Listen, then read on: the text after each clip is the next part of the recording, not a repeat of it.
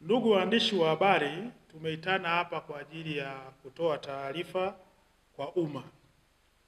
Jeshi la Polisi mkoa wa Njombe linapenda kutoa ufafanuzi wa tukio la kuuawa kwa mfanyabiashara aitwaye Elia Juma Msabaha mwenye umri wa miaka 27 huko katika kijiji cha Misiwa, kata ya Ipelele, wilaya ya Makete na mkoa wa Njombe. Mfanyabiashara huyu alikuwa ni mfanyabiashara wa mazao ya kilimo na makazi yake yalikuwa jijini Dar es Salaam. Tarehe 28 mwezi wa 8 2025 aliondoka Dar es Salaam na kuelekea wilaya ya Makete kwa ajili ya kununua mazao, na alipofika huko tarehe 29 mwezi wa 8 2025 aliuawa na mtu ambaye anafahamika kwa jina la Alfani John Mbilinyi kwa kumpiga na kitu butu kwenye paji la uso, kisha kuchimba shimo na kumfukia nyuma ya ghala lake la kuhifadhia mazao. Walijaribu kufanya mawasiliano naye bila mafanikio. Walifunga safari mpaka Makete na kujaribu kumtafuta, hawakufanikiwa kumuona. Waliamua kufika katika kituo cha polisi Makete na kutoa taarifa ya kutoonekana kwa ndugu yao huyo. Jalada lilifunguliwa na uchunguzi ukaanza.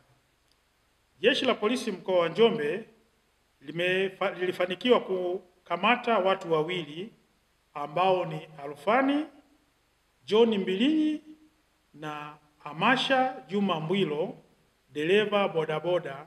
Baada ya mahojiano ya kina, Amasha Juma Mbwilo, dereva bodaboda, alieleza kuna siku alimbeba kwa pikipiki Alfani John Mbilinyi kumpeleka hadi Uyole mkoani Mbeya, ambako walikwenda kutupa simu ya Elia Juma Msabaha ambaye ni marehemu ili asikamatwe nayo na kupoteza ushahidi.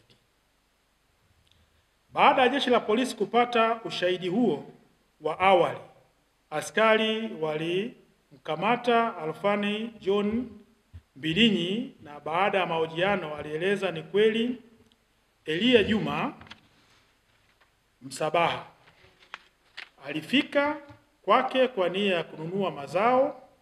Aliona akiwa na kiasi cha fedha shilingi milioni 4,650,000, akaingiwa na tamaa, na kwa vile alikuwa anadaiwa benki akaamua kumpiga na kitu butu usoni na kufariki dunia. Baada ya hatua hiyo, akachimba shimo nyuma la ghala lake na kumfukia.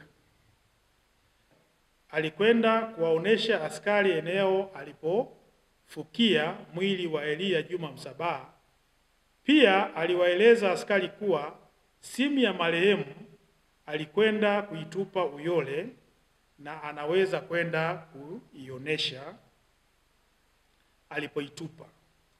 Askari wakiwa na mtuhumiwa wakiwa wanaelekea Uyole wakiwa na gari walipata pancha. Wakati wanabadilisha tairi, ndipo mtuhumiwa huyo alikurupuka na kuanza kukimbia. Askari walipiga risasi hewani kumtahadharisha, lakini alikaidi. Askari walimlenga miguuni, ndipo risasi ikampata karibu na kiuno na kudondoka chini. Walimchukua na kumkimbiza hospitalini na ikabainika kuwa amefariki dunia kutokana na kuvuja kwa damu nyingi.